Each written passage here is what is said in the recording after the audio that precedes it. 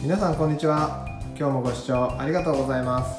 今日も奥さんの200万物件に来てるんですけど、今日はですね、このキッチンとか、他の部屋もそうなんですけど、火災報知器がねついてないので、それをね取り付けていきたいと思います。このキッチンでいうとね、ここねもう前についてたね跡が残っちゃってるんですけど、こういうところにね本当はついてないといけないのがついてないので、今からね取り付けていきたいと思います。もう火災報知器ね取り付けなんで、もういよいよね最終の段階ですけどね。それじゃあ早速やっていきます。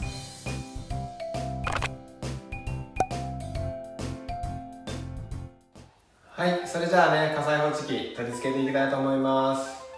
で、今日取り付けるね火災報知器はこちら。はい、このパナソニックのやつですね。煙当番薄型2種ってやつ、 SHK48455 ってやつですね。音声警報付き電池式の煙探知機のやつですね。で、中身は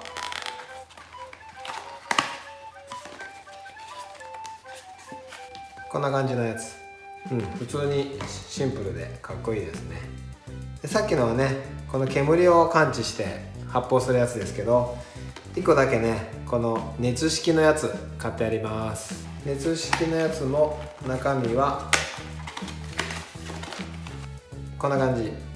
ちょっとねここにピョってはみ出てるやつがあって、ちょっと形違うんですけどね、全体的にはねシンプルでかっこいいですね。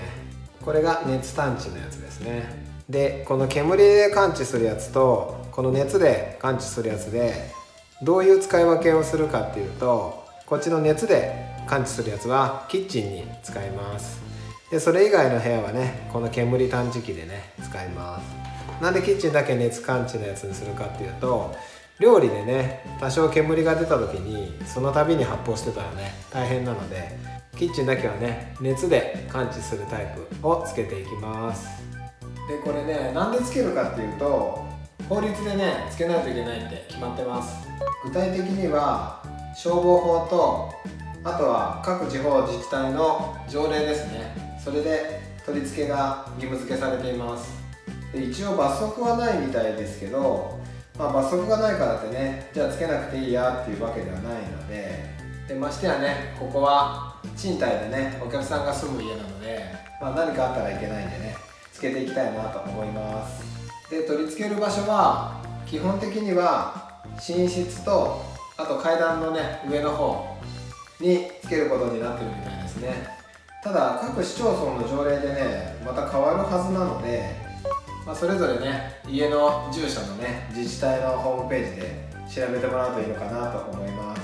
で、ちなみにここの市町村のねホームページ見ると、ここは台所と寝室、あと2階建ての場合はね階段のね上の方につけないかんみたいなので、そこにね取り付けていきます。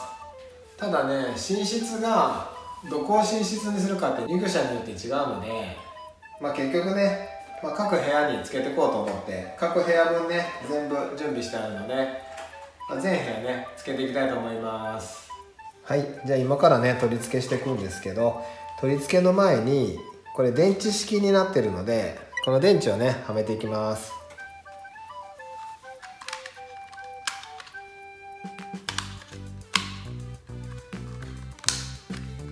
はい、電池はめたんでね、あとはこのプレートを天井にねつけて、そこに本体をねはめるっていうような、そんな感じですね。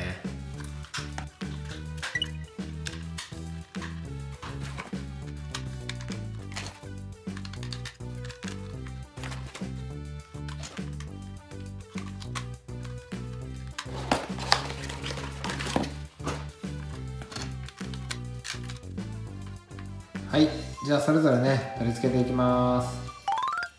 じゃあまずキッチンからね取り付けていきたいと思います。で、キッチンはねさっきも見てましたけど、ここにね前につけてた跡があるんで、これを隠す感じで取り付けていこうと思います。はい、じゃあキッチンはね熱感知タイプをね取り付けていきます。じゃあまずこのプレートをね先に取り付けていきます。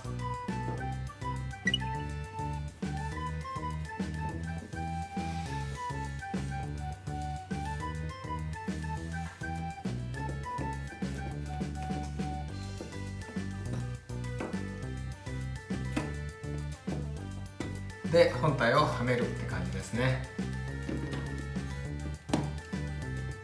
よし OK。 じゃあテストします。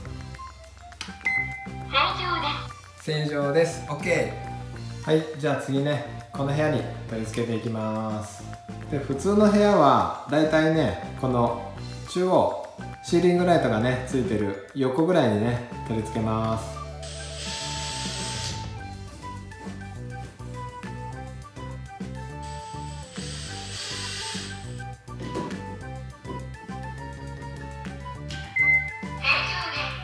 よっしゃ。